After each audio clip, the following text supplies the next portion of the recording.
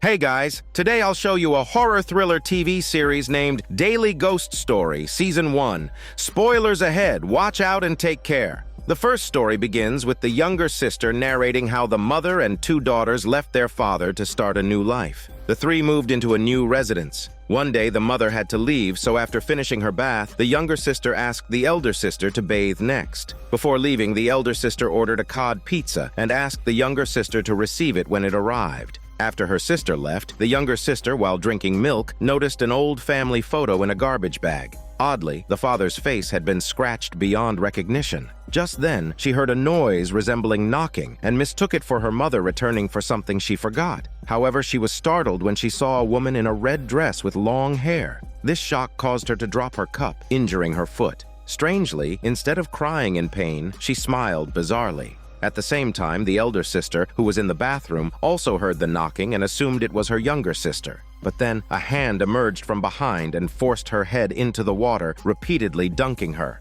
Meanwhile, the younger sister outside had finished dressing her wound. Hearing the doorbell, she assumed it was the pizza delivery and rushed to open the door. But when she opened it, no one was there. This puzzled her, and her previously good mood turned sour. Meanwhile, the elder sister dismissed the bathroom incident as a bad dream and hurried out, looking uneasy. The oddities didn't stop there. The pizza arrived, but it wasn't the cod pizza they had ordered. Instead, it was drenched in a suspiciously red sauce, sticky and unappetizing. Later that night, the elder sister was awoken again by the knocking, followed by the sound of her door opening. A woman in a red dress with loose hair entered and walked toward her like a mad cow, asking where that person was. The elder sister screamed and covered her head, only to find the woman had disappeared without traces of her mad body. The younger sister, oddly calm, stood at the door and smiled, asking to share the bed because she was too scared to sleep alone. The next morning, their mother, claiming she had been too tired the previous night, said she had fallen asleep on the sofa. However, she mentioned a strange nightmare where a woman in a red dress with an eerie face and large, staring eyes approached her and asked in a low voice where that person was.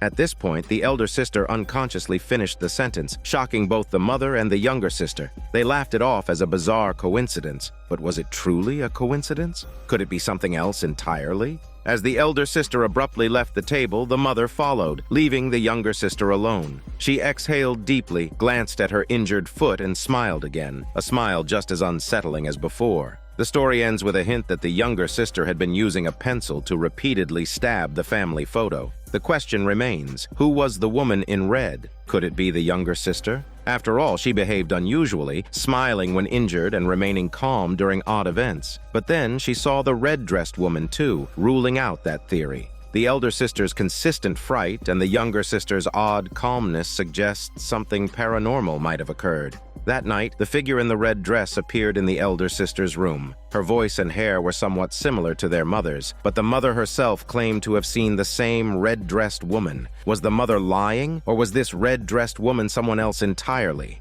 Coupled with the eerie phrase, "Where is that person?" It almost seemed like someone was searching for their father. The younger sister had found an old family photo in the trash, with their father's face viciously scratched out. That sound they mistook for knocking was actually the noise of a pen stabbing repeatedly at the photograph. If the woman in the red dress is explained as their mother's wandering spirit, then everything begins to make sense. The three of this family had fled due to domestic violence or some other trauma, and their mother, filled with resentment, manifested a spirit that targeted her family. In the Japanese films, the wandering spirit operates independently of the person's will. The person creating it is often unaware of its existence. Growing up in such a household would inevitably leave scars on the children. The mother wasn't the only one to fall ill. Clearly, the younger sister had developed a split personality. In essence, this is the story of three mentally unstable people, all trapped in a shared nightmare.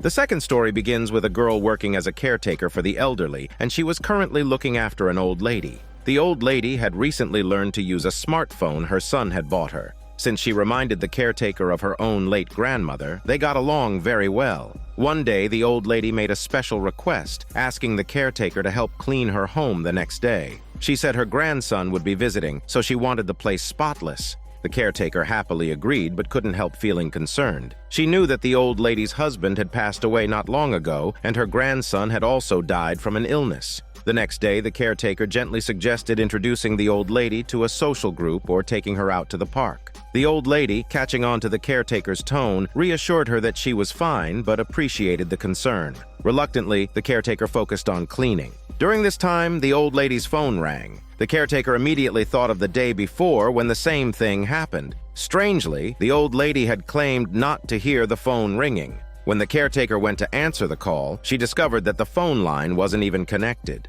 Later that evening, the caretaker decided to stay over, worried about leaving the old lady alone. The old lady happily agreed. Around 2:44 a.m., the caretaker and the old lady, who was clutching her phone, were both fast asleep when the sound of a phone ringing came from the living room. The noise woke the caretaker. Forgetting about the disconnected phone line, she went to pick up the call. To her shock, even after answering, the ringing didn't stop. It seemed to shift into the sound of a doorbell. Curious and uneasy, the caretaker went to the door. Through the peephole, she faintly saw a man in a suit standing outside. The ringing sound seemed to come from him. Terrified, the caretaker rushed back to wake the old lady. But as she tried to rouse her, the phone slipped from the old lady's hand, and in that moment, the caretaker realized the old lady would never wake up again. The day after the caretaker attended the old lady's funeral, she found a text message on her phone from the old lady thanking the caretaker for keeping her company, and she was really happy. The message was sent at exactly 2:44 a.m., the same time the caretaker had been woken up that night. And that was where the story ended. Clearly, the old lady had known something all along. That would explain her strange remarks. She had said that her grandson would come that day. At the time, the caretaker assumed it was just a symptom of dementia and felt deeply concerned for the old lady. But the old lady saw through the caretaker's unspoken worries and reassured her, even expressing her heartfelt gratitude.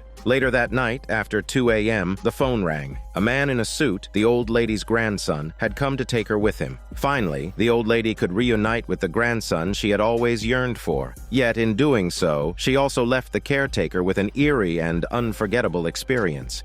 The third story begins with the girl Masako dreaming the same wet dream every night, real to the point of making her question its authenticity. In the dream, she and a few classmates are playing fox spirit at school. Though she can't clearly recall the faces of her classmates, the spirit's prophecy is burned into her memory. The prophecy predicted the name of her future husband. Now, with her wedding fast approaching, Masako grew curious and decided to investigate her old school online. To her surprise, she discovered it was scheduled to be demolished soon. Determined to visit before her wedding, and before the school disappeared, Masako returned to retrieve a notebook where she had jotted down the spirit's prophecy. What Masako didn't expect was to run into her first crush, Kenji, at the school. Reunions between old classmates are often warm, and it turned out Kenji had also dreamed the same thing. Interestingly, Kenji's distant cousin had also shown up at the school. He too had been having the same dream and decided to visit. Could it be that the fox spirit intentionally brought the three of them here?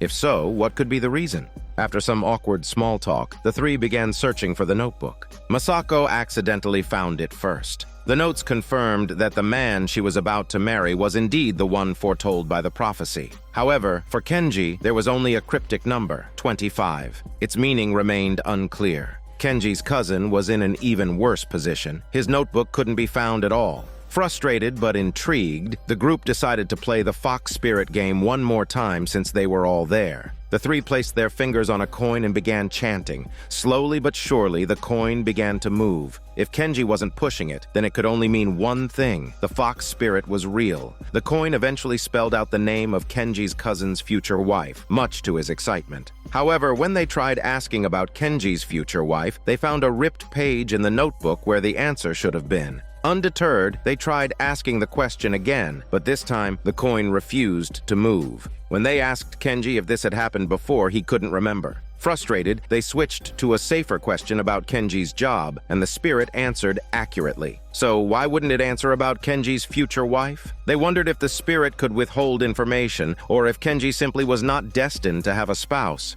At that moment, Kenji seemed to recall something and decided to ask the fox spirit how long he would live. As soon as he voiced the question, Masako saw a pale hand gripping Kenji's wrist out of the corner of her eye. Startled, she looked up only to realize there was no fourth person present. Alarmed, Masako hurriedly pushed Kenji's hand away and, feigning a smile, awkwardly claimed it was getting late and that she didn't want to continue. With that, they all agreed to call it a night and go their separate ways. Walking at the back of the group, Masako stared at Kenji's figure, her thoughts drifting to the past. She suddenly remembered that it was Kenji who had ripped out that page from the notebook all those years ago. Back then, the fox spirit had foretold that Kenji would only live to 25, this very year. That autumn, Kenji died in a car accident. And so the story ends. What was the true meaning behind the fox spirit's dream prophecy? Was it meant to give Kenji a chance to see his first love one last time before his death? Or was it meant for Masako to see her first love once more before her wedding? During their earlier conversation, Masako had spoken briefly about her fiancé. However, when discussing him in Kenji's presence, her expression turned slightly uneasy. Sensing her hesitation, Kenji asked if she truly wanted to get married. Masako replied that both families were very happy with the match and got along well. Perhaps this reflects the dilemmas of today's youth. Marriage is no longer just about two individuals, but about two families coming together. While the couple may not be each other's greatest love, they are likely the most suitable choice for one another. Perhaps Masako's decision to revisit the fox spirit's prophecy was her way of seeking a sliver of hope, some excuse to justify her feelings. If the prophecy named someone other than her fiancé, would she find a reason to reconsider her marriage? But life doesn't offer so many what-ifs. The best we can do is cherish the present. The fourth story begins with Nana and her father hadn't returned to their countryside home in over 10 years. After they moved away, relatives had lived there, but now the house was slated for demolition and they had to return to settle financial matters. Seeing the familiar old house brought a flood of memories for both Nana and her father. While packing, Nana stumbled upon a small pink notebook. Curious, she opened it and discovered it was her mother's diary. One entry read, 10 years of marriage, and little Saw is already 3 years old. At this, Nana's father glanced nervously at her, knowing some truths could no longer be concealed. Nana continued reading. Little Saw fell, got back up, and is now 5 years old. She then demanded to know who this little Saw was. Her father, realizing he couldn't keep the secret any longer, was about to speak when a little girl suddenly ran past outside. Nana felt something strange and turned around, only to see their long-absent neighbor, an older woman who offered them watermelon. Nana, unbothered, cheekily demanded 2 slices instead of 1, and large ones at that. The woman chuckled, remarking how, as a child, Nana would always ask for 2 pieces of candy, claiming 1 was for her sister. It was odd because Nana was an only child. Hearing this, Nana couldn't help but cast a questioning look at her father. She wondered if her parents had hidden the existence of a sister from her. Later, while her father continued packing, Nana resumed flipping through the notebook. She accidentally came across an old childhood photo of herself, but next to her in the photo, where someone else should have been, there was only empty space. Examining the photo more closely, Nana noticed what appeared to be a child's legs next to hers, stirring vague childhood memories. She recalled playing frequently with a little girl during her kindergarten years, though she hadn't seen that girl in a very long time. Her father overheard this and knew the time for honesty had come. He revealed the truth to Nana. It turns out Nana had indeed had a younger sister, but she had died before birth. After the miscarriage, Nana's mother suffered emotional trauma and began to imagine that her second daughter had survived. This delusion led to the diary entries. Her father believed that Nana, influenced by her mother's mental state, might have subconsciously sensed this sister's presence and created imaginary memories of playing with her. To him, this sister existed only in their imaginations. However, Nana didn't quite agree. She insisted she had just seen a little girl moments ago. After her father left, Nana lingered in the room, questioning whether she was simply overworked and imagining things. But then, the little girl reappeared, snatching the diary from Nana's hands and confirming that this was no hallucination. The girl led Nana up to the attic where, under the old ceiling fan, a wave of childhood memories came rushing back. By the time Nana's father found her again, she had unknowingly fallen asleep like a pig on the tatami mat, the little pink notebook resting by her side. In Nana's mind, her mother's imagined younger daughter must have wanted to see her one last time, knowing the house would soon be demolished. After all, there might never be another chance. Of course, if they did meet again, it would become yet another ghostly tale. At the end of the story, as Nana called her mother, she couldn't stop wondering if the girl was truly a product of her mother's troubled mental state, a figment of her imagination. It was a question no one could answer for her. Perhaps if she knew a spiritual medium, they might have been able to discuss the phenomenon of imaginary beings together.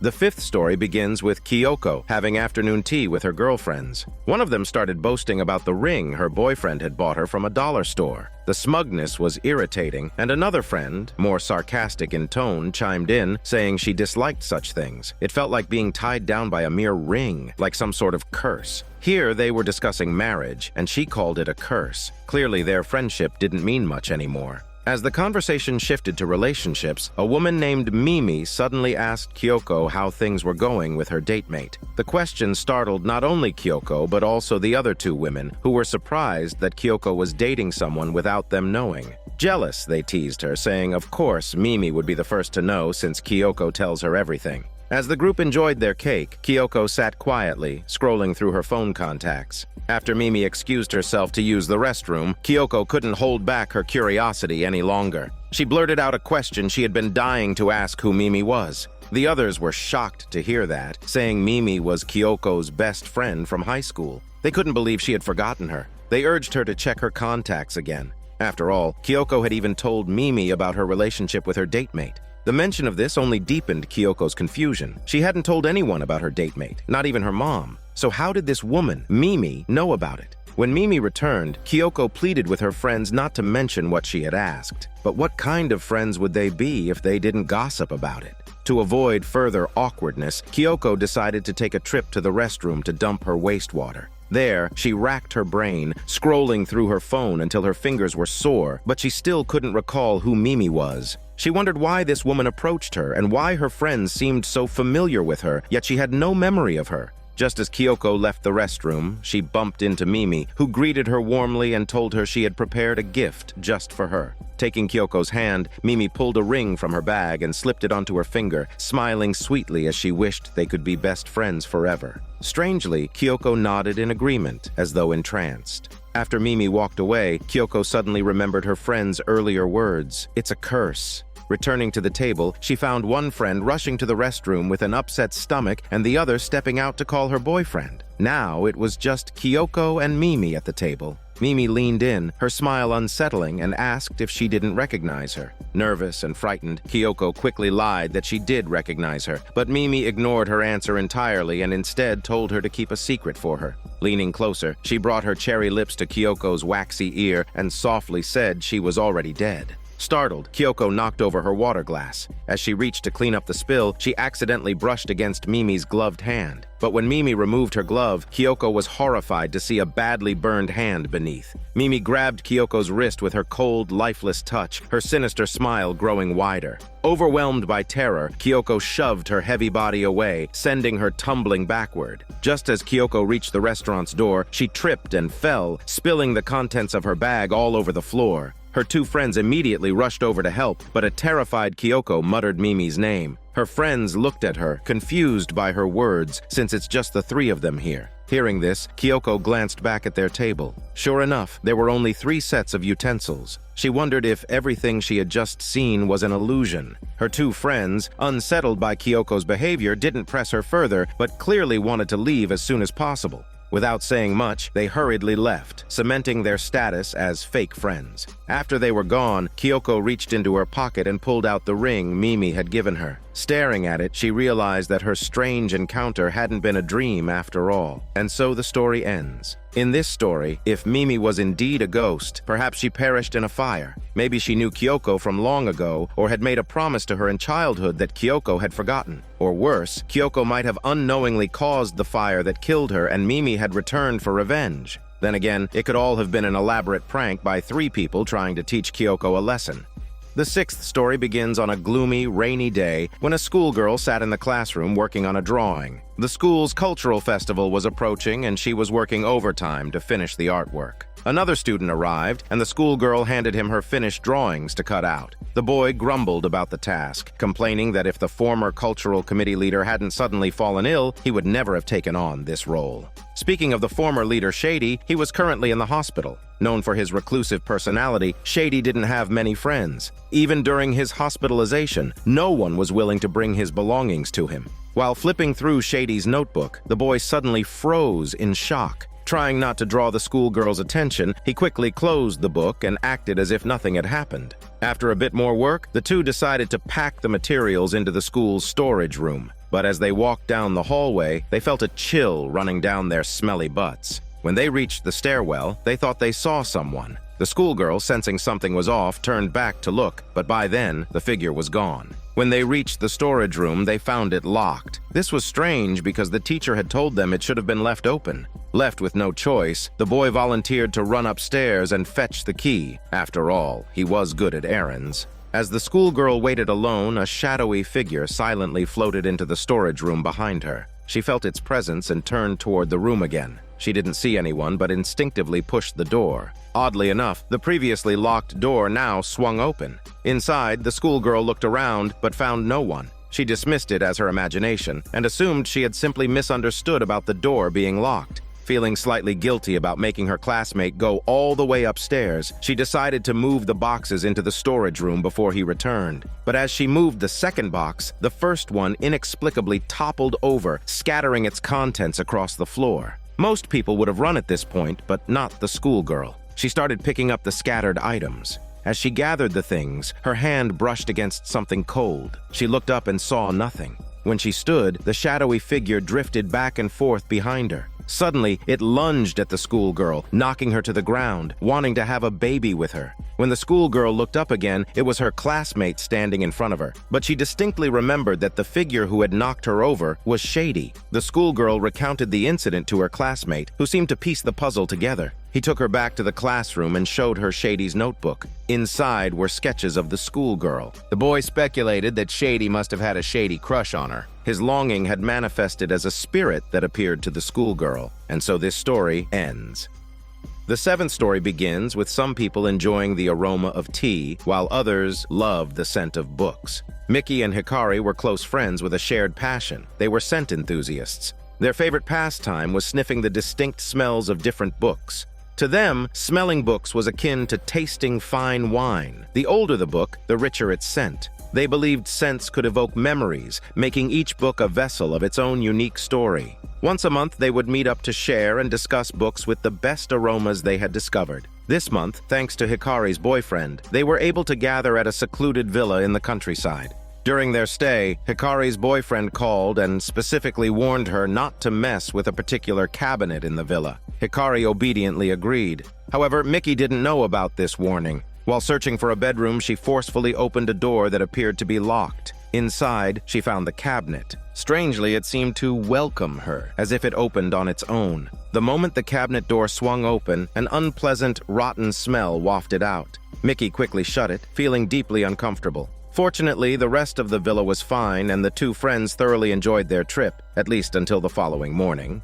The next morning, Hikari woke up and went to look for Mickey, only to find the previously shut room partially open. Mickey, wearing headphones, hadn't heard Hikari calling her. As Hikari ventured closer, she eventually entered the room. When Mickey finally found her, Hikari was delightedly sniffing a book she'd discovered inside. She excitedly claimed it had the most calming aroma she'd ever encountered. Oddly, she didn't seem to notice any unpleasant smell. Even Mickey began doubting her initial experience. Maybe the bad odor she'd smelled when she first opened the door had been her imagination. After Hikari left the room, Mickey lingered, feeling curious. She approached the cabinet and took another sniff, but this time there was no odor. Just as she was about to leave, the cabinet opened again and that same rotten stench poured out. Facing this situation, most people would have bolted from the room or armed themselves with a makeshift weapon. But Mickey, being the unlucky, curious soul she was, did neither. Instead, she walked right back to the cabinet and began sniffing around inside, determined to find the source of the odor.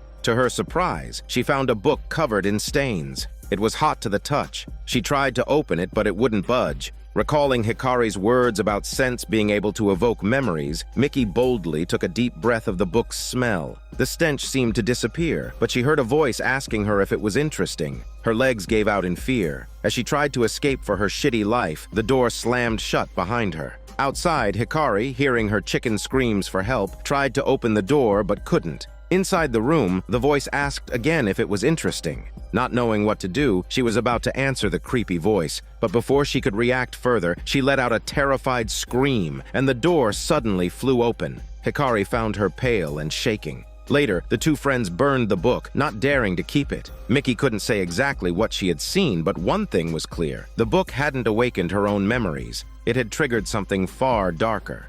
The eighth story begins with a woman traveling out of town for work, arriving at the hotel she had booked in advance. Finding no one at the front desk, she tapped the small bell on the counter. Moments later, the ghostly figure of the hotel owner seemed to float up behind her, moving to the counter with a polite yet unsettling smile. Handing her the room key, he watched as the woman dragged her suitcase to her room. At the door, a small stool blocked her suitcase, forcing her to notice just how tiny the room was. Walls pressed close on all sides, with a single bed in the middle. Exhausted from her day, she quickly unpacked, stripped off her clothes, and collapsed onto the bed. But the room was stiflingly hot. Sweat trickled down her greasy face as she reached for the bottled water she'd brought, only to find it warm like boiled tap water. She turned on the air conditioner, hoping for relief, but it only beeped without working. Frustrated, the woman called for room service.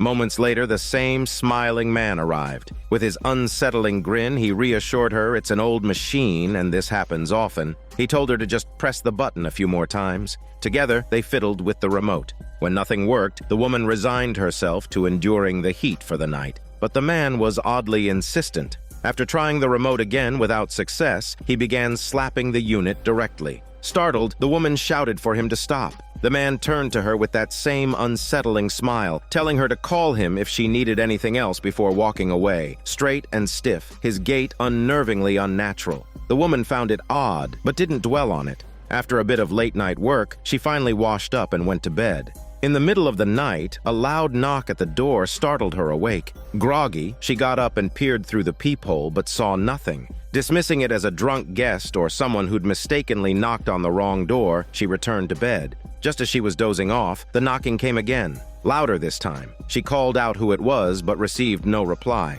She checked the peephole again, still no one. The hallway and stairs were eerily silent, but the moment she lay down, the knock started again, sending chills down her butt. The relentless knocking repeated several times, each time more unsettling. A sense of unease crept over her, and a chilling thought crossed her mind. Could this be one of those haunted hotels? Frightened, she decided not to check again. Pulling the covers over her head, she forced herself to sleep through the terrifying noises. The next morning, as she checked out, the woman couldn't stop thinking about the events of the night. She wanted to ask the smiling man about it, but he was nowhere to be seen. Instead, she approached an elderly janitor cleaning the lobby. When she mentioned the knocking, the janitor paused before explaining that a year ago there was a fire on the third floor, her exact floor. Someone might have been trapped inside one of the rooms. Their family was banging on the door, trying desperately to save them. Sometimes, late at night, people could still hear the knocking. However, the woman was skeptical about this explanation.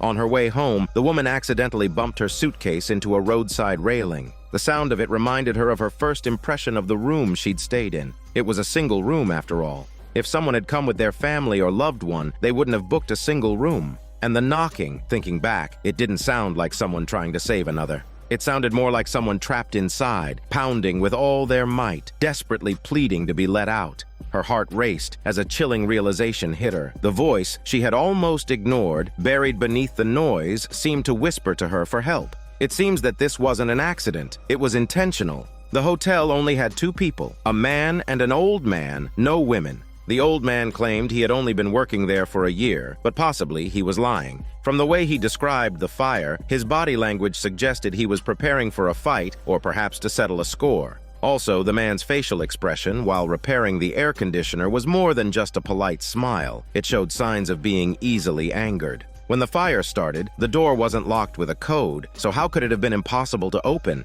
unless someone didn't want the people inside to get out? Therefore, the story is possibly about a murder, and the likely killers are the man and the old man. The ninth story begins with a girl who witnessed a car accident during the day and saw the face of the victim. It was even scarier than a horror movie. The image haunted her, and she began suffering from intense nightmares. The girl had a good habit of morning runs, as she worked hard to maintain her figure. She even made a schedule for it. But one day, after finishing her morning run and stepping on the scale, she was shocked to see she had gained 3 kilograms overnight. Even if she had been eating nothing but junk food, it wouldn't have happened so quickly. The girl was confused. As she was controlling her diet, she vented to her best friend. Her friend was equally shocked and suggested that the girl's scale might be broken. Then her friend remembered something. She had seen a news report that day about the car accident they had witnessed earlier. The man involved had been officially declared dead. Since her friend didn't know about the girl's nightmares, she casually showed her the news article. That night, the girl couldn't stop thinking about it. When she got home, she immediately checked the news. The report said the vehicle had lost control, hitting 2 people. One was severely injured, the other killed. The female driver was unconscious.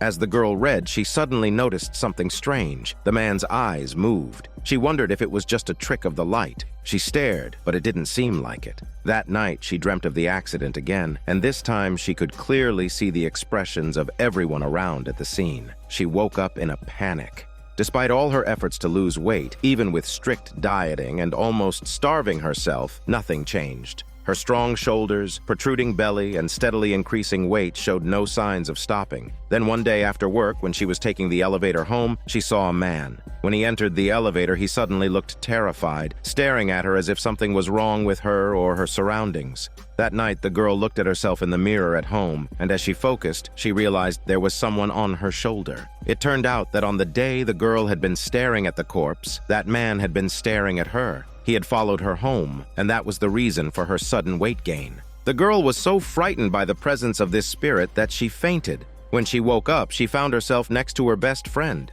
To her surprise, the man from the elevator was there too. He was from the same department as her friend and lived near a temple with some knowledge of certain matters. After seeing the girl, he immediately understood the cause of her weight gain. However, since he didn't have all the necessary tools with him, he had been forced to retreat. Later, he contacted her friend and came to the girl's home to perform a ritual. Since then, the girl felt much lighter, her weight dropped dramatically, and she felt healthier than ever. She could eat anything she wanted without worry.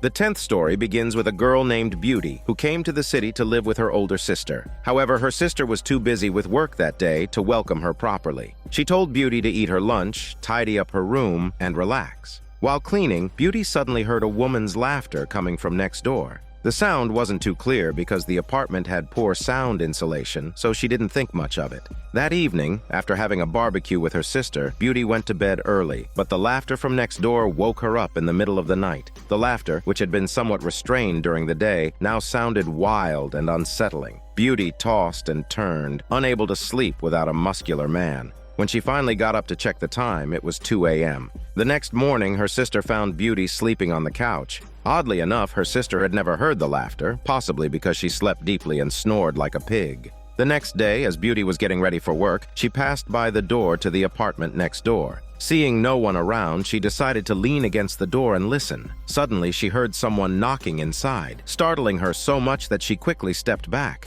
She then called her sister, expressing her doubts. She thought it was too much of a coincidence, unless the person inside had been watching her sexy body through the peephole. Beauty wanted to know who lived next door, but her sister had never seen anyone come out. Beauty asked her sister to come home earlier, but her sister said she was busy and would be late. If Beauty was really scared, her sister suggested she could sleep in her room, but Beauty reluctantly went back home alone. As she passed by the door again, she wanted to listen once more, but when the loud laughter came again, she quickly ran back to her room in fear. That night, Beauty lay in bed, unable to sleep. She was waiting for the laughter, but when it finally stopped, she felt something was off. She got up and pressed her ear against the wall, hoping to hear something. Suddenly, the laughter started again, and Beauty quickly covered her head with her blanket. Some people, when they're nervous or scared, end up farting, and Beauty was no exception. The smell was unbearable, but it gave her the strength to overcome her fear. She jumped up, slammed the wall, and yelled for it to shut up. Surprisingly, the laughter stopped almost immediately, but as Beauty lay back down, she saw a woman on the ceiling. Just then, her sister woke her up and the woman was gone. She wondered if it was a wet dream. Her sister explained that after she had hung up on Beauty, she got worried and asked the building manager about the apartment next door. The manager said it had been empty for a long time, so what was the source of the laughter Beauty had heard? The next morning, Beauty woke up on the couch to find her sister missing. Then her phone rang. It was her sister, who said she had spent the night at her boyfriend's place and was on her way home. She asked if Beauty wanted anything to eat. Beauty was confused, wondering if her sister wasn't at home last night. If her sister wasn't there, then who had been talking to her? And that's where the story ends. The 11th story takes place on rainy days that always seem to bring a sense of melancholy, making people reminisce about unhappy times. Fortunately, Chihiro had arranged a small gathering with her friends, planning to enjoy a drink or two. After all, alcohol is a catalyst for emotions and the soul. However, although Chihiro had arranged for her best friend, Yuki, to pick her up, she waited for a long time, but no one showed up. Her mood started to worsen inexplicably, so she picked up her phone and dialed Yuki's number. The phone rang for a while, but no one answered. Frustrated, Chihiro hung up and checked the time. It was 4:01 p.m. Just then, her phone rang again. It was another friend named Ladybro. Ladybro sounded relieved when she heard Chihiro pick up the call. Before Chihiro could complain, Ladybro told her that Yuki had been in a car accident and was in the hospital. Ladybro was glad Chihiro hadn't been in the car with her. She was on her way to the hospital now and told Chihiro to hurry over. It was hard to believe, but it was true. Yuki's first contact in her phone was Ladybro, which was why Ladybro was the one to get the call.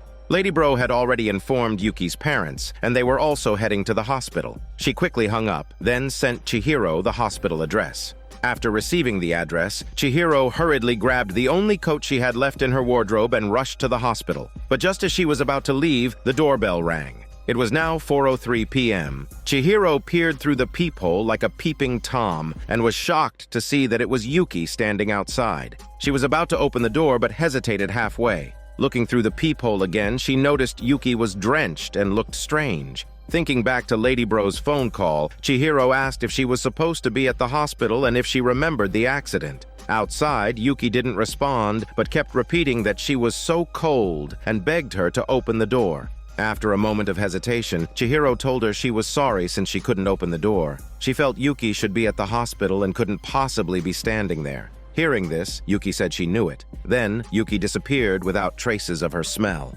Chihiro was left unsure whether to feel afraid or confused. Just then, her phone rang again. It was Ladybro, urgently calling to say that Yuki's condition was critical and she might not make it much longer. Ladybro asked Chihiro to hurry to the hospital as there was a chance she could see Yuki one last time. The time was now 4:06 p.m. Chihiro didn't mention to Ladybro what had just happened at home. She agreed to leave, but as she turned to go, she saw Yuki standing by the window. Yuki was gently tapping on the sliding door. Chihiro wasn't as afraid as before. She walked over, pulled back the curtain, and saw Yuki, her face hidden behind long, wet hair. Yuki said she was cold and asked Chihiro to open the door for her. But seeing this strange and eerie version of Yuki, Chihiro began to hesitate, and fear began to creep in. She slowly backed away, shaking her head and saying she couldn't open the door. No matter how many times Yuki asked, Chihiro continued to shake her head, saying she couldn't open the door. Eventually, Chihiro was backed into a corner, covering her head and crouching on the floor, not wanting to hear Yuki's unsettling voice anymore. A while later, it was 4:10 p.m. when Chihiro looked up and noticed that Yuki was gone. Only then did she feel safe enough to get up and walk toward the door. The rain was pouring heavily outside, but other than that, everything was eerily silent. Chihiro closed the door and drew the curtains, but before she could collect her thoughts, she noticed the door behind her. Yuki's voice came again. She was still cold and begged Chihiro to open the door for her. She said it was too cold and she couldn't take it anymore. She pleaded with Chihiro to hurry. Yuki's voice gradually weakened, sounding frail and weak. This version of Yuki made Chihiro's fear turn into pity. Summoning all her courage, Chihiro finally opened the door. As it creaked open, their eyes met, and the next moment, Yuki reached out her hands. After the scene shifted, Chihiro woke up to find that Yuki was gone. Though Yuki had frightened her to the point of fainting, she hadn't caused any harm. At that moment, her phone rang again. It was Ladybro calling. Ladybro was relieved to hear that Chihiro had finally answered, obviously having called several times. But when she heard Chihiro was still at home, Ladybro was confused, wondering what Chihiro had been doing all this time. Then, Ladybro continued, saying it was a good thing that Chihiro hadn't gone out because there had been a major accident at the bus stop near her house. Had Chihiro rushed out after receiving Ladybro's call, the consequences would have been unimaginable. Ladybro's voice cracked as she said Yuki was gone, but hearing Chihiro's voice made her so happy. At that moment, it was 6:01 p.m. from 4:01 to 6:01. In 2 hours, Chihiro had gone through something unforgettable. Yuki had died in a car accident on her way to pick Chihiro up for the gathering. But before she passed, it seemed she somehow foreseen the accident near Chihiro's house. She must have known that Chihiro would rush to the hospital the moment she found out, so she appeared several times to stop her, hoping Chihiro would stay safe. Realizing this, Chihiro began to cry like a giant baby. In truth, Chihiro and Yuki were the best of friends. One knew the other was a ghost, yet still opened the door for her. One became a ghost after death, but still returned to save the other.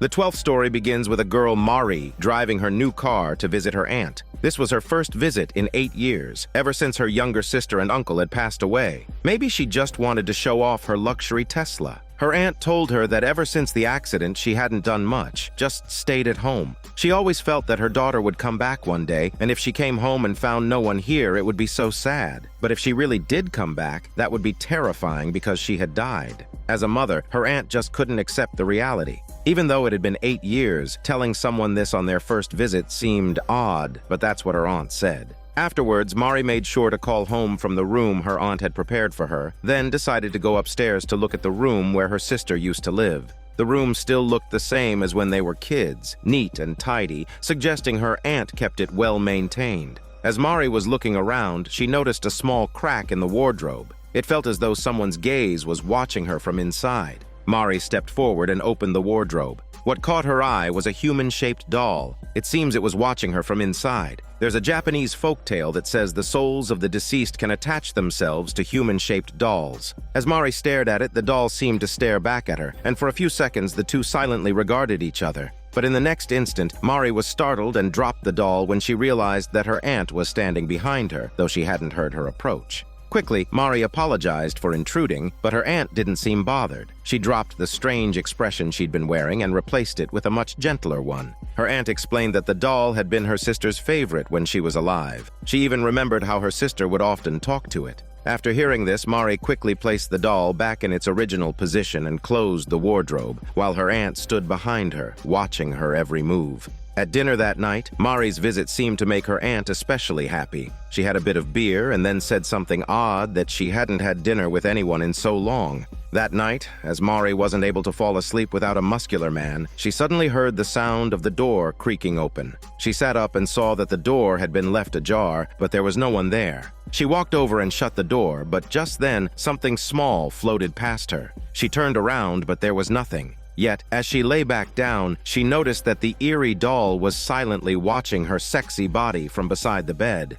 Mari was terrified. She scrambled to open the door, but it seemed to be stuck, no matter how hard she tried. The door wouldn't budge, and at her wit's end, Mari began shouting for her aunt, hoping she would come to her rescue. As she glanced behind her, she noticed the doll was gone. She wondered where it had gone. She cried out in panic, waking up with a start. It seems that everything from the previous night was just a dream. The door was now open, and when Mari stepped out into the hallway, she saw her aunt at the end of the corridor. Her aunt greeted her in an unusually eerie manner. Mari politely responded, but then her aunt asked if she slept well last night. Mari nodded, saying, "That's great." Her aunt then told her breakfast was ready. It was a simple, ordinary greeting, but her aunt's presence felt so unsettling that it made Mari shiver. She hastily finished breakfast and was eager to leave. She didn't want to stay another second. Her aunt's strange expression, even as she warmly tried to keep her there, now seemed to carry an ominous undertone. Mari decided to leave as quickly as possible because this place was too unsettling.